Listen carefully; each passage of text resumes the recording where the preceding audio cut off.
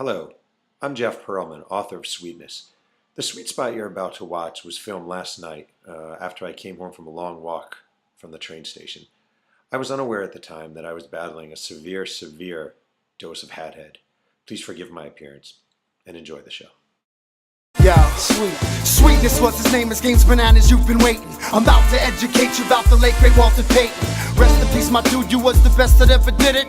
Pearlman wrote the book, listen as I spit it. Racial segregation, discrimination, couldn't stop him. Name a defense in the 80s, guaranteed Walter dropped him. Popped them like corks, chugging like a ferry. Had an alliance with the appliance-sized refrigerator Perry. McMahon had the arm, Sweetness had the mojo, handing Walter the ball.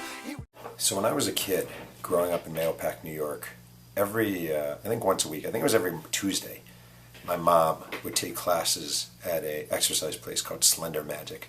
This was way before New York Sports Club or any of the sort of chain gyms took over, the landscape. And there'd be these sort of aerobic sites, almost all exclusively women. In fact, I don't remember any men ever doing it. Anyway, my mom would take my brother and I to the Baldwin Place Mall, which doesn't exist anymore, in Mahopac, New York, down on Route 6. And she would go in this room, this building, Slender Magic. It was 1 hour, I think, or 45 minutes of aerobics. And all the women would come in, and it was funny. It would be a glass window, so you could stare in and look at all these like middle-aged women taking aerobics. And for that time span, my brother and I, my older brother David, he's 2 years older than I am, would roam this mall, the Baldwin Place Mall.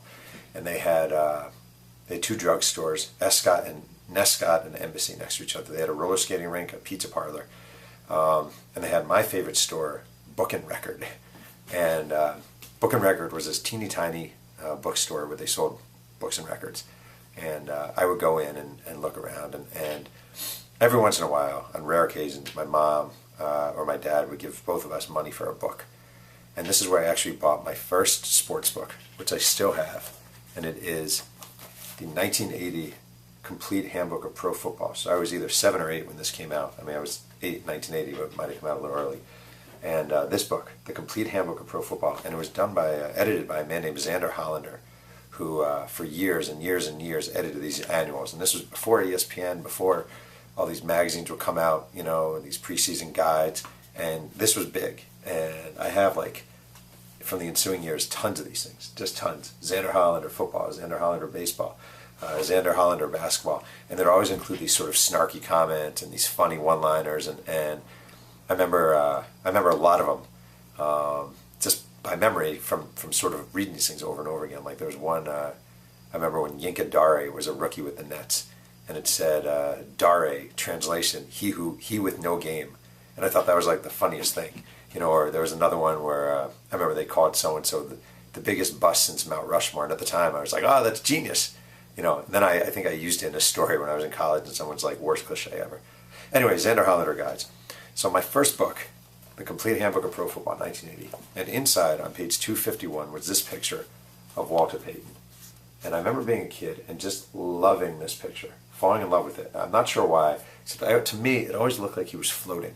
It looked like he's playing against Green Bay, and it looks like he's just floating through the air, sort of hovering.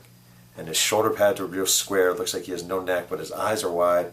There's just something about this picture I loved. And there were 2 photos from this book. One was Ricky Bell, who at the time was a Tampa Bay Buccaneer. And there's something about Ricky Bell that I just loved, too. I became a huge Ricky Bell fan. In fact, the photo's not even in here because I cut it out. But Ricky Bell and that picture of Walter Payton. So I was 8 years old. Now I'm 39. So it's 31 years ago that I saw that picture. And it never fully left my mind.